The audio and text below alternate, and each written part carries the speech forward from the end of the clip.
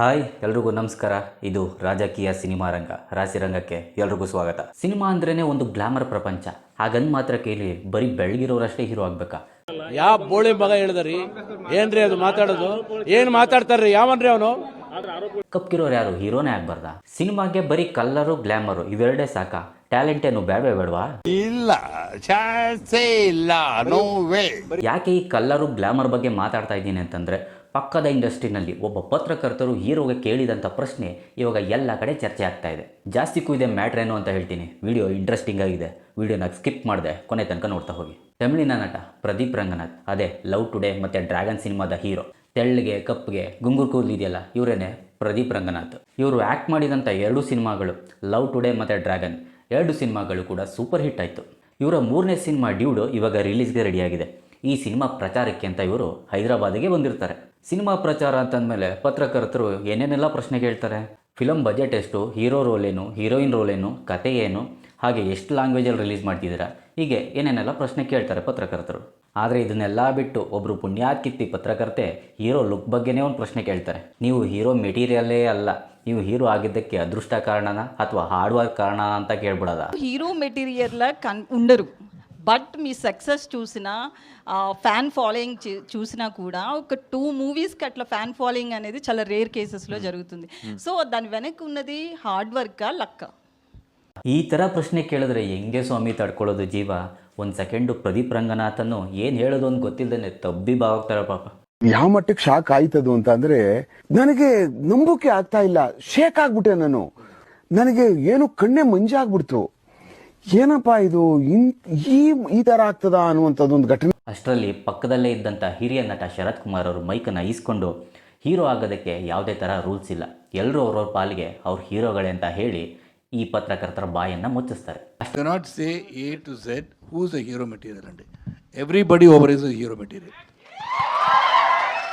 అది ఎలాగ చూడ్డానికి హీరోగా కనపడాలంటే అది you don't have any specification for hero కదా. ಹೀಗೆ ಪ್ರದೀಪ್ ರಂಗನಾಥನ್ ಕೂಡ ಸುಧಾರಿಸ್ಕೊಂಡು ಈ ಪತ್ರಕರ್ತರಿಗೆ ಒಂದು ಒಳ್ಳೆ ಉತ್ತರನೇ ಕೊಡ್ತಾರೆ. ಹೌದು, ನಾನು ಹೀರೋ ಆಗಿದ್ದಕ್ಕೆ ಹಾರ್ಡ್ ವರ್ಕೆ ಕಾರಣ, ಅದ್ರ ಜೊತೆಗೆ ಆ ದೇವರ ಆಶೀರ್ವಾದನೂ ಕೂಡ ಇದೆ. ನನ್ನ ಪಾತ್ರ ತೆರೆ ಮೇಲೆ ಬಂದಾಗ ಪ್ರೇಕ್ಷಕರು ನನ್ನಲ್ಲಿ ಅವರನ್ನು ಕಾಣ್ತಾರೆ. ಸೊ ಹಾಗಾಗಿ ನಾನು ಹೀರೋ ಅನ್ನೋ ಜಾಣತನದ ಉತ್ತರವನ್ನು ಪ್ರದೀಪ್ ರಂಗನಾಥನ್ ಅವರು ಕೊಡ್ತಾರೆ.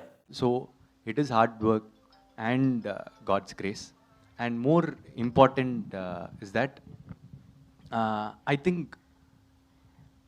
people see themselves in me. Pradeep Ranganathan ಬಗ್ಗೆ ಹೇಳಬೇಕು ಅಂದರೆ, ಇವರು ನಮ್ಮ ಥರನೇ ಒಬ್ಬ ಮಿಡಲ್ ಕ್ಲಾಸ್ ಸಾಮಾನ್ಯ ಹುಡುಗ. ಇಂಜಿನಿಯರಿಂಗ್ ಮಾಡಬೇಕಾದ್ರೆ ಅವರ ಸೀನಿಯರ್ ಜೊತೆ ಸೇರಿಕೊಂಡು ಸುಮಾರು ಶಾರ್ಟ್ ಫಿಲ್ಮ್ಗೆ ಕೆಲಸ ಮಾಡಿರ್ತಾರೆ. ಒಂದು ಸಲ ಸಿನಿಮಾ ಹುಚ್ಚಿಡ್ಕೊಂಡ್ರೆ ಅದು ಯಾರಿಗೆ ತಾನೇ ಬಿಡುತ್ತೆ. ಈ ಪ್ರದೀಪ್ ರಂಗನಾಥ್ ಅವರೇ ಖುದ್ದಾಗಿ ಸುಮಾರು ಶಾರ್ಟ್ ಫಿಲ್ಮ್ಗಳನ್ನ ತೆಗಿತಾರೆ. ಹಾಗೆ ಲವ್ ಟುಡೇ ಅನ್ನೋ ಸಿನಿಮಾನ ಡೈರೆಕ್ಟ್ ಮಾಡಿ ಅದರಲ್ಲಿ ತಾವೇ ಹೀರೋ ಆಗಿ ನಟಿಸಿ ಸಕ್ಸಸ್ಸನ್ನು ಕಂಡಂಥವ್ರು. ನಮ್ಮ ರಾಕಿಂಗ್ ಸ್ಟಾರ್ ಯಶ್ ಅವರ ತಂದೆ ರಾಕಿಂಗ್ ಸ್ಟಾರ್ ಸೂಪರ್ ಸ್ಟಾರ್ ಆದರೂ ಕೂಡ ಹೇಗೆ BMTC ಬಸ್ಸನ್ನು ಓಡಿಸ್ತಿದ್ರು, ಹಾಗೆ ಪ್ರದೀಪ್ ರಂಗನಾಥ್ ಅವರ ತಂದೆನೂ ಕೂಡ ಇನ್ನೂ ಒಂದು ಜೆರಾಕ್ಸ್ ಶಾಪನ್ನು ನಡೆಸ್ತಾರಂತೆ. ಈ ರೀತಿಯಾದಂಥ ಪ್ರಶ್ನೆಯನ್ನು ಕೇಳೋದಕ್ಕೆ ಆಂಧ್ರದ ಸಿನಿಮಾ ಸ್ಟಾರ್ಗಳಿಗೇನೆ ಬೇಜಾರಾಗಿದೆಯಂತೆ. ನೀವು ನಮ್ಮನ್ನು ಹೆಂಗೆ ಬೇಕಾದ್ರೂ ಪ್ರಶ್ನೆ ಕೇಳ್ಕೊಳ್ಳಿ, ಆದರೆ ಪಕ್ಕದ ಸಿನಿಮಾ ಇಂಡಸ್ಟ್ರಿಯವರು ಇಲ್ಲಿಗೆ ಬಂದಾಗ ಈ ಥರ ಪ್ರಶ್ನೆ ಕೇಳಿದ್ರೆ ಹೆಂಗೆ? ನಾವು ಇನ್ನೊಂದು ಸಿನಿಮಾ ಇಂಡಸ್ಟ್ರಿಗೆ ಹೋದಾಗ ಆ ಪತ್ರಕರ್ತರು ನಮ್ಮನ್ನೇನಾದ್ರು ಈ ಥರ ಪ್ರಶ್ನೆ ಕೇಳಿದ್ರೆ ಏನಪ್ಪ ಗತಿ ಅಂತ ಇವಾಗ ಆಂಧ್ರ ಸಿನಿಮಾ ಇಂಡಸ್ಟ್ರಿಯವರು ಬೇಜಾರು ಮಾಡ್ಕೊಂಡಿದ್ದಾರಂತೆ. ಹೀರೋ ಆಗೋದಕ್ಕೆ ಬರೀ ಕಲರು ಗ್ಲಾಮರ್ ಅಷ್ಟೇ ಸಾಕು ಅನ್ನೋ ಆಗಿದ್ದಿದ್ರೆ ಇಷ್ಟೊತ್ತಿಗೆ ಎಲ್ಲ ಇಂಡಸ್ಟ್ರಿನಲ್ಲೂ ಒಳ್ಳೊಳ್ಳೆ ಆ್ಯಕ್ಟರ್ಗಳು ಬರೋಕ್ಕೆ ಸಾಧ್ಯನೇ ಆಗ್ತಿರಲಿಲ್ಲ. ನಮ್ಮ ಕನ್ನಡ ಇಂಡಸ್ಟ್ರಿನ ತಗೊಳ್ಳಿ, ಜಗ್ಗೇಶ್ ಅವರಾಗಿರ್ಬೋದು, ದುನಿಯಾ ವಿಜಯ್ ಅವರು, ಪುನೀತ್ ರಾಜ್ಕುಮಾರ್, ಶಿವರಾಜ್ ಕುಮಾರ್, ಇವರೆಲ್ಲ ಕಲರು ಗ್ಲಾಮರ್ ಇದೆಯಾ? ತಮ್ಮ ಟ್ಯಾಲೆಂಟಿಂದಾನೇ ಜನರ ಮನಸ್ಸನ್ನು ಗೆದ್ದವರು ಇವರೆಲ್ಲ. ಇವರು ಹೇಳೋ ಹಾಗೆ ರಜನಿಕಾಂತ್ ಹೀರೋನೇ ಆಗೋವಾಗಿಲ್ಲ ಹಾಗಾದರೆ.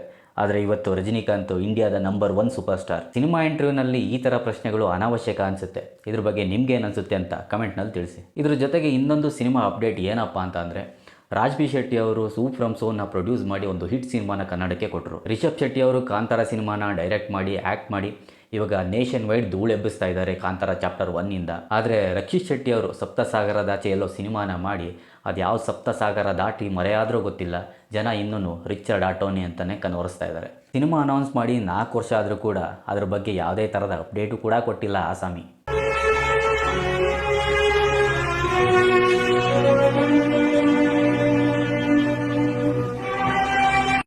ಈಗ ಅದೇ ಸಪ್ತಸಾಗರನ ದಾಟಿ US ಕೂತ್ಕೊಂಡು ರಿಚರ್ಡ್ ಆಂಟೋನಿ ಸ್ಕ್ರಿಪ್ಟ್ನ ಬರೀತಾ ಇದ್ದಾರಂತೆ. ಹಾಗೆ ಅದ್ರ ಜೊತೆಗೆ ಇನ್ನೊಂದು ಸ್ಕ್ರಿಪ್ಟ್ ಕೂಡ ರೆಡಿ ಮಾಡ್ತಾ ಇದ್ದಾರಂತೆ. ನನ್ನ ಮೇಲೆ ಆಣೆ ಇಟ್ಟು ನನ್ನ ಮನೆ ಆಣಿಟ್ಟೆ. ಸೊ ಆದಷ್ಟು ಬೇಗ ರಿಚರ್ಡ್ ಆಂಟೋನಿ ಸಿನಿಮಾ ಶುರುವಾಗುತ್ತೆ ಅನ್ನೋ ಸುದ್ದಿಗಳು ಎಲ್ಲ ಕಡೆ ಇವಾಗ ಕೇಳಿ ಬರ್ತಾ ಇದೆ. ವಿಡಿಯೋ ಇಷ್ಟ ಆಗಿದ್ರೆ ಎಲ್ಲರೂ ಚಾನಲ್ಗೆ ಸಬ್ಸ್ಕ್ರೈಬ್ ಮಾಡಿ, ಎಲ್ರಿಗೂ ಶೇರ್ ಮಾಡಿ, ಸಪೋರ್ಟ್ ಮಾಡಿ. ಮತ್ತೆ ಮುಂದಿನ ವಿಡಿಯೋದಲ್ಲಿ ಸಿಗೋಣ.